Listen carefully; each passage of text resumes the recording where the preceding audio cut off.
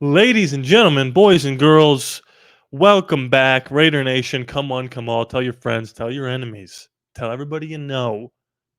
We're here live on Bleacher Report, or maybe you're watching after the fact on my YouTube channel. Either way, thank you so much for coming back and watching another stream or video. My name is Rodney, and we're doing everything Raiders. And we got a sneaky show today because I want to talk about something. I mean, you've seen it from the title here that I don't even think we're talking enough about, and it's tied into Pete Carroll and Patrick Graham and potential quarterbacks that we're going to draft. And it all has to do with one Thomas Patrick Edward Brady. I think that's right. I've watched the Brady Six like 100 times, and I feel like they said his middle two names a lot in that documentary. But here's what I need from the people in the live chat. Can you hear me? Can you see me? Who's in here? Where you're watching from? Let's get the chat rocking and rolling. There's my famous saying that I need to stop saying, rocking and rolling. And we're going to get right into this thing because we got polls to vote in. We got topics to discuss. And like I said, if you're watching on Bleacher Report, thank you so much for coming back and joining me. I'm just pulling up an article here that I want to read as we get into. Are we going to start off with the title? Yeah, I think so. Look, I kind of wanted to discuss this on a Friday right before the weekend, right before we get into our Saturday and our Sunday. Our Sunday without football, really, unless you're going to watch that flag football game that we're all so excited for. 1 week before the Super Bowl, a week from Sunday. It's going to be a tough one to watch for the Raiders, and for Raider fans. But I do think for the first time in forever, any frozen people out there, we're starting to feel like at least bottom floor a professional organization. And I want to discuss Tom Brady's impact on that said organizational structure shift, whatever you want to call it. Because I remember initially, even before the ownership thing, when there were rumblings that he was going to sign with us, we were going to get rid of Derek Carr. That never happened. And then famously, Tom Brady said, "You're going with that? Something," referring Derek Carr, Gruden sticking with him instead of going Tom Brady. A few years later, after Tom retires a second time from Tampa Bay, there were rumors that he was going to come play for us again. It never happened, and the rest is history. He tries to become owner / quarterback for the Dolphins.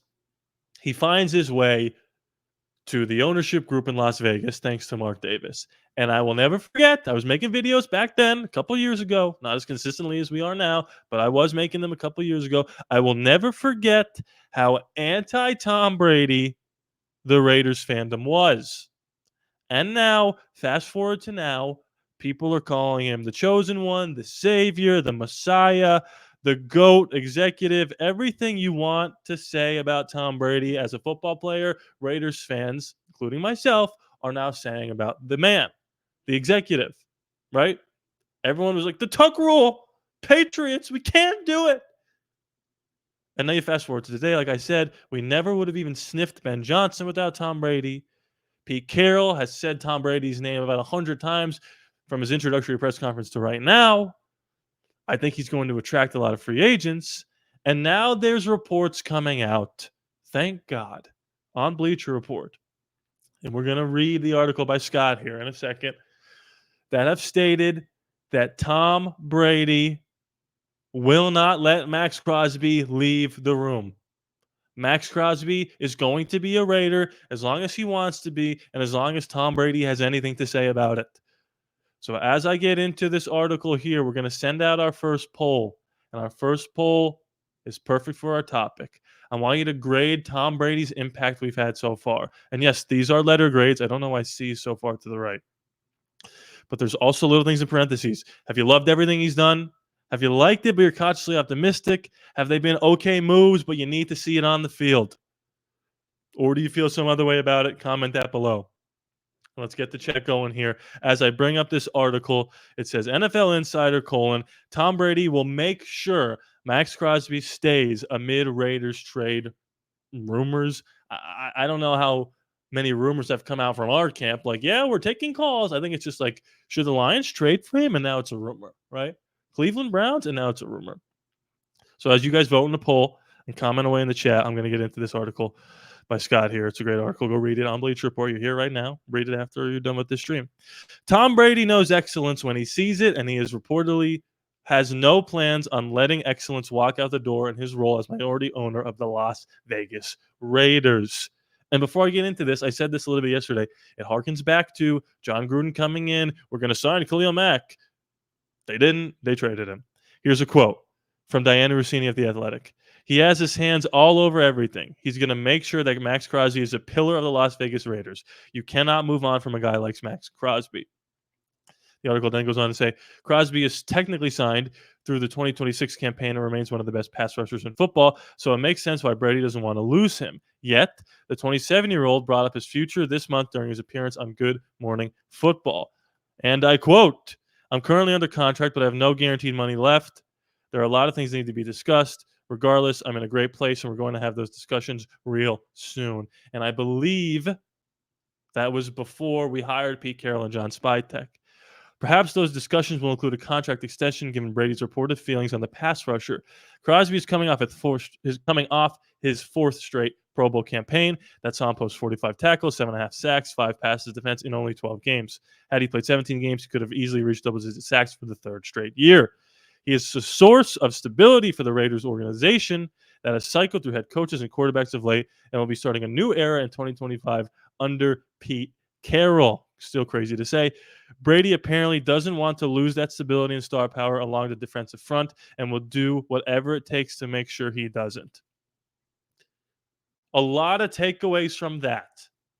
But the first initial takeaway I want to say right off the top is, as excited as some of us were to see Brady become part owner of this team, I think the majority of us thought he was really going to only have a say on the offensive side of the ball.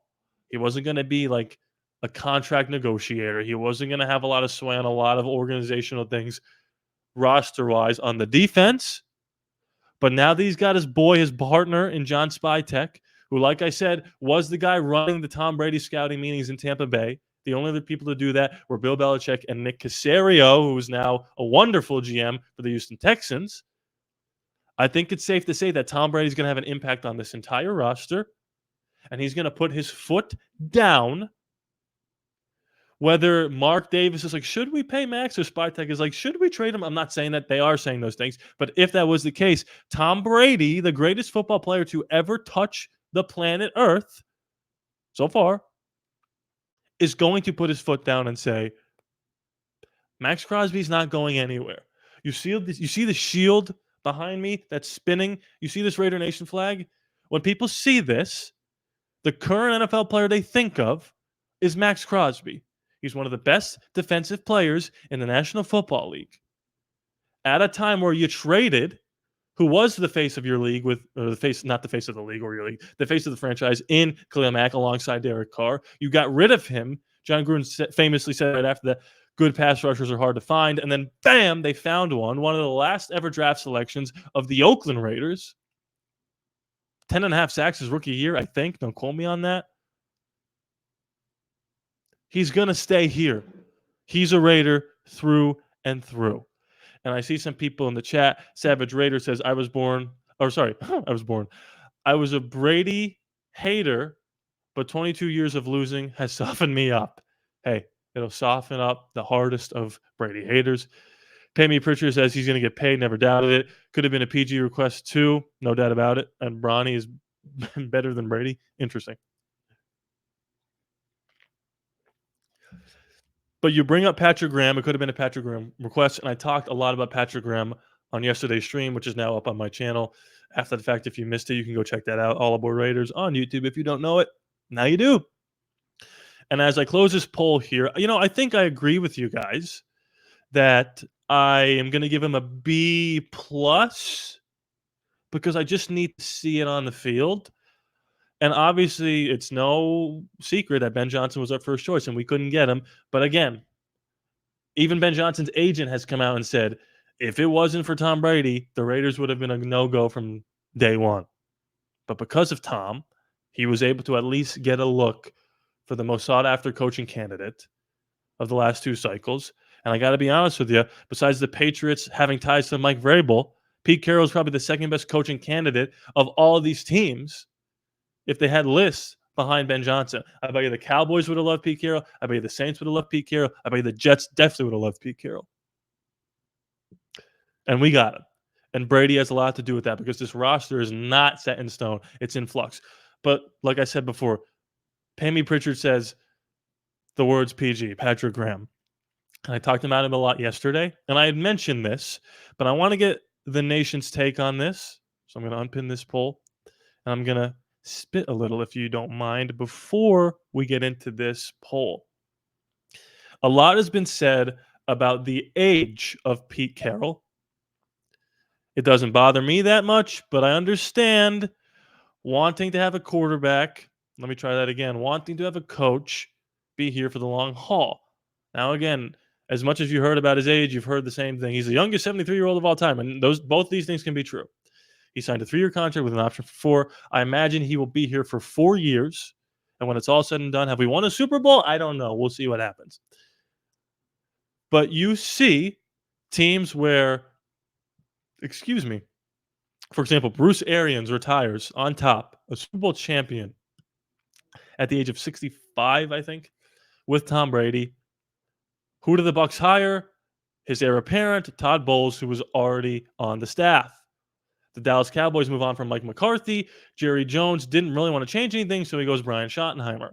They hire from within. It leads you to believe, and I said it yesterday, and I'm starting to think more and more, maybe one of the negotiating chips to get Patrick Graham back in the building was if you stay here and the defense continues to play well and improve and improve and improve, and Pete Carroll changes this thing and finds the quarterback and wins a lot of games, he goes off into the sunset, whether we win the Super Bowl or not. PG, this is your job. You are now the successor, the heir apparent to Pete Carroll. I wonder if that was a negotiating chip, and I wonder if that's the right move. Because I said yesterday, we are the only team in the modern era of football. I think this is true. I saw a graphic of it. Could be wrong, but I think it's true. We're the only team that has never had a coordinator get poached from us to become a head coach. We have yet to receive a compensatory pick for a coordinator leaving. But Patrick Graham of recently has been the only coordinator to coach for the Raiders that has interviewed for multiple head coaching jobs. I think he interviewed for the Giants maybe last year. No, not the Giants. The Commanders. He interviewed for a team in the NFC, I believe. And then this year, he interviewed for the Jacksonville Jaguars and might have gotten that if Liam Cohen didn't Duval out of Tampa Bay. So my question to you, as I talk about this a little more, and you got to read these options carefully, is Patrick Graham in line to succeed Pete Carroll? And we've got a couple yeses and a couple nos, and a couple yes, he should be, yes, but he shouldn't be, no, he should be, no, but he shouldn't be. And I think this poll is going to be all over the place because it's hard to imagine Patrick Graham taking over the job. I also would have said it's hard to imagine Todd Bowles taking over the job for Tampa Bay. And by the way, yeah, here's another one. If you don't know for sure, you can say what Payne said. I don't know. He could be. I think right now I'm leaning. Yes, he is in line to succeed Pete Carroll, and he probably should. Unless another Ben Johnson rolls around in 4 or 5 years when Pete Carroll rides off into the sunset, hopefully, and we're able to get him, I think Patrick Graham is going to have the first stab at taking over for Pete Carroll because, again, he's the first Raider coordinator in a long time to even get licks at head coaching interviews anywhere but with their own team. Savage Raider says, being a head coach requires a big personality. Interesting. Can you define big? Do you mean big like loud? Because I could see like the Dan Campbells, right? And the Jim Harbaughs of the world. Bill Belichick famously did not have a big personality, and he might be the greatest coach to ever do it. So I'd like to see what your definition of big personality is. Maybe strong, demanding personality. AP had a big personality, and that didn't really work out. It's interesting though, because I'm trying to think of Liam Cohen's got a big personality. We'll see how that works out. But of the coaches that I think are really good in this league, they do for the most part have bigger personalities. Although Bill Belichick, maybe the ultimate outlier, had zero personality, at least toward the media up front. But I do think Patrick Graham is in line to take this thing over. But here's what I'll say: back to the Tom Brady of it all. Oh no, don't ever do that. The Duval thing, I can't stop watching it. I really can't stop watching it. It's like a car crash. Like you shouldn't watch, but you can't look away. Good luck to you, Liam Cohen. He could still call a decent game, but that Duval was not great. Different forms, but I've watched Graham. Good dude, but can't see it. I think that's the problem, Savage Raiders, that on paper it makes a lot of sense, but that's what I said. It's hard for me to see it happen. Although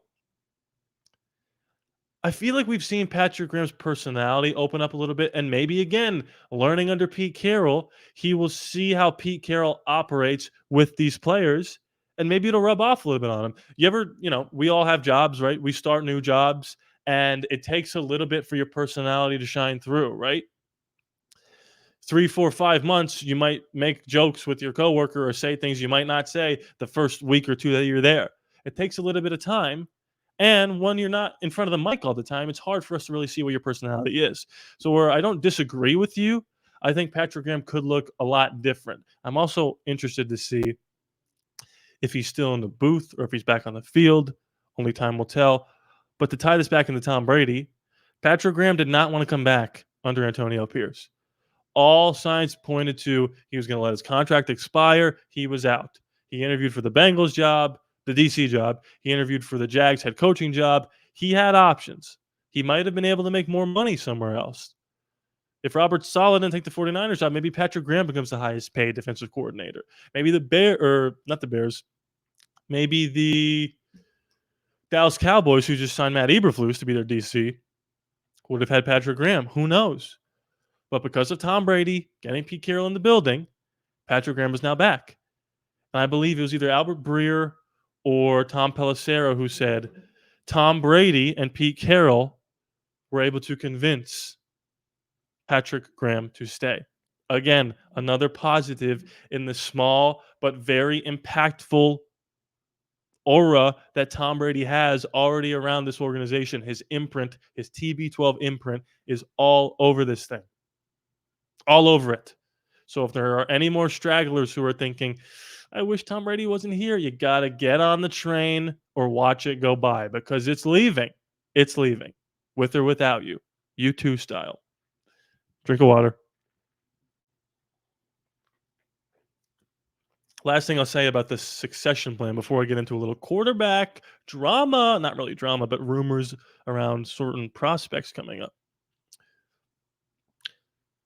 If Pete Carroll rides off into the sunset and Patrick Graham doesn't want the job or they don't want to give him the job and it's not the OC or anybody in-house, I'm pretty confident now that we'll be able to get another great coaching candidate in the building, at least for an interview. Because look at what happened when our roster was not that good and we didn't have a quarterback in place. I would like to bet that post Pete Carroll, and tell me if I'm wrong, but post Pete Carroll, the roster will look better than it did pre-Pete Carroll. And if that's the case, the new version of Ben Johnson, I'm just talking about the hype machine that was Ben Johnson. He might not be good. We'll see. He might be good. But the new version of Ben Johnson that is in that coaching cycle 5 years down the road when Pete Carroll is retiring would want this Raider job because the roster is better and because TB12 is still here kicking some butt. Cali Boss. Does that say Cali Boss or Call Boss? Cali Boss. The TB12 won't stop either. No doubt about it.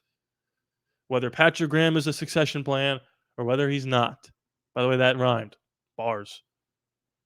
I have no lack of confidence, no doubt in my mind that Tom Brady will be able to find the heir apparent to a Pete Carroll once it's all said and done. So the last thing I want to talk about, which again is Tom Brady adjacent, is a specific group of quarterbacks. Bars, 100,000%. The Senior Bowl, that is officially what it's called, is currently happening. It's about to happen this weekend. I think tomorrow, right?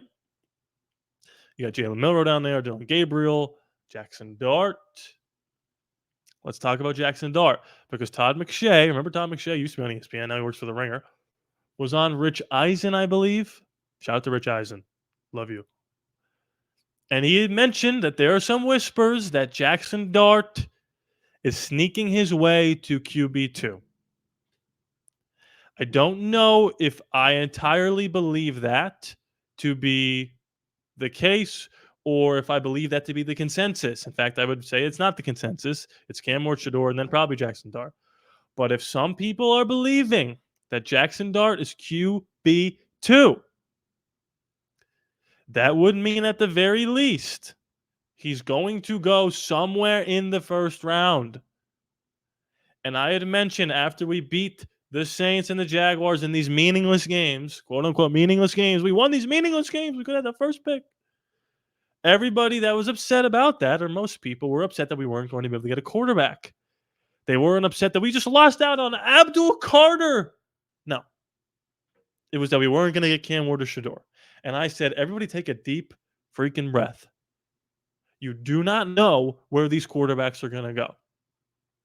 And Daniel Jeremiah put out a mock draft, and he had Abdul Carter going number 1 overall. And I'm a DJ guy.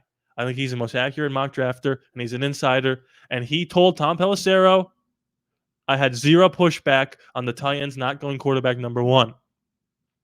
That would mean the Giants and the Browns are next in line to take these quarterbacks if they take them. And if one of them passes, that would mean we have a chance to get QB2 if we want QB2. My question to you is, who do you prefer? Do you prefer Shador Sanders or Jackson Dart? Because I would have told you a couple months ago, Shador Sanders is a lock QB2. Now, we do not know. We do not know. I could see a situation if one of these guys falls late in the draft, in the first round, that we go best player available at 6. Maybe it's an Abdul Carter or a Travis Hunter or a McMillan. And then we trade back up into the first round because we have 2/3 and go Jackson Dart. I could see that happening. I think his player comparison is a more athletic Derek Carr. And I know that's the magic word. Derek Carr, he said it. Set the alarm off. Don't sleep on Derek Carr coming back to us next season. Just saying. But I think there's a world in which the 2014 draft is recreated, where we go best player available. That was Khalil Mack, and then we go Jackson Dart.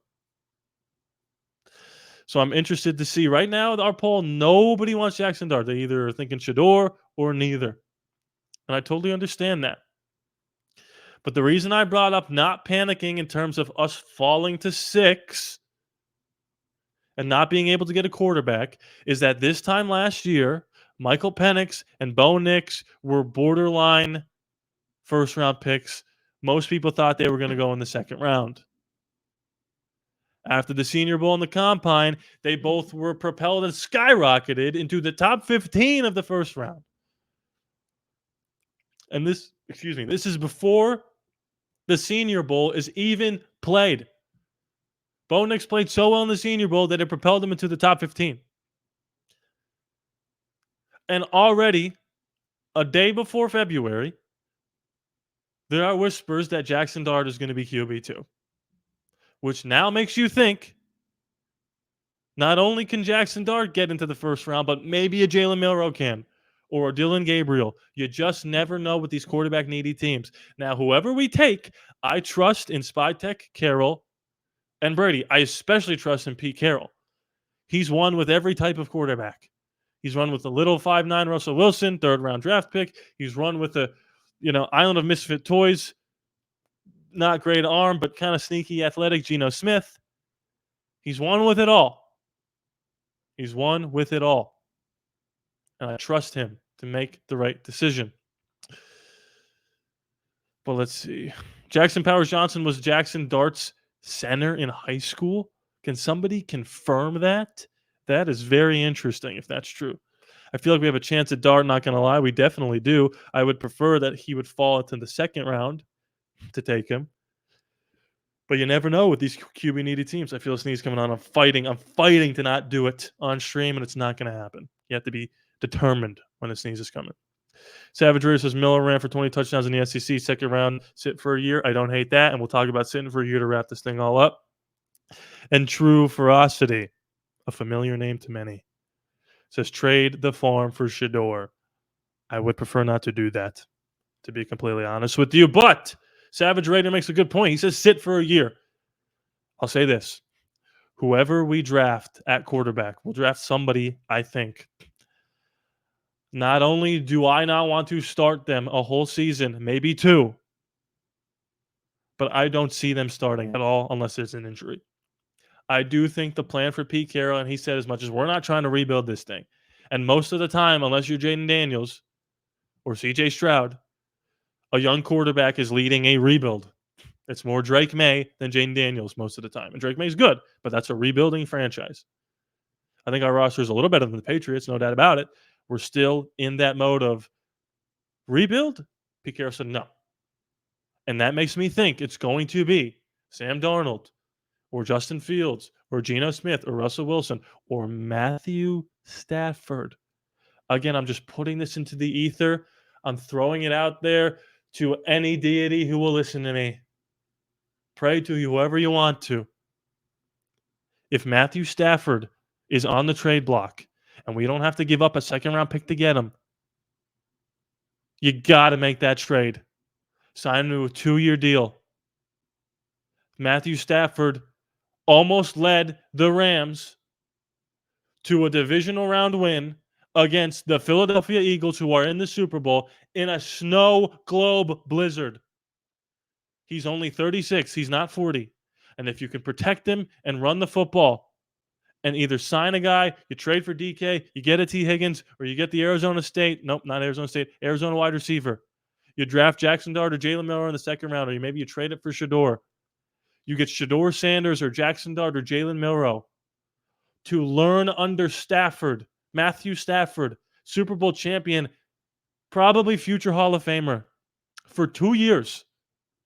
You let Pete Carroll and Matthew Stafford bring the Raiders back to relevancy. If you have Matthew Stafford in the division, you now have probably the second best quarterback in the division. Maybe third, but him or Herbert, you don't know. Now with Pete Carroll, you have either the second or third best coach in the division. You've gone from Antonio Pierce and Gardner Minshew and Aiden O'Connell to a Matthew Stafford with a rookie learning under him. Pete Carroll mix. With Darrell Bevell, who called plays in the Super Bowl. Calling plays. I would love Matthew Stafford to be a Las Vegas Raider. I think he would look great in the silver and black. And Dad Rooster says, I've been hearing a lot about Matthew Stafford. I don't know about that one. Well, here's the beauty of it. If you draft that rookie to learn under him and he gets hurt or he's not playing well, now you've got the rookie to come in. Same thing with Kirk Cousins and Michael Penix. The only difference is you don't have to break the bank for Matthew Stafford. You could pay him a decent contract. But Matthew Stafford can make every throw and can run the Pete Carroll offense, take you down the field when you need to, but hand the ball off and make the right read. I'm telling you, this is the way to go. You trade for a Stafford, or you go Russ or Darnold or Geno. You let this young kid that you're drafting, Shador, Jackson Dart, Jalen Milroe, learn under the vet for 2 years. And in that third year, when the roster is ready, if you already didn't somehow shock the world and win a Super Bowl, year 3 Pete Carroll, year 3 Brock Bowers, year 3 JPJ, year 9 Max Crosby, whatever it is, the prime of his career. You bring this rookie quarterback in and you flip the AFC West on its freaking head. Sounds like a plan to me. Sounds like a plan to me. And I'll leave you with this. Savage Raider says Jackson Dart confirmed was the quarterback for Jackson Powers Johnson's team in high school. Interesting. The world's got a funny way of working itself out like that. If you're watching this on Bleacher Report, thank you so much for joining me. We'll be back here same time tomorrow. Not tomorrow. Next week, Thursday and Friday, 9 p.m. Eastern for about a half an hour. If you're watching after the fact on YouTube, thank you so much for watching. Hit that like button, comment away. Please be sure to subscribe. It is free after no charge to you. I love you guys, and I will see you next time.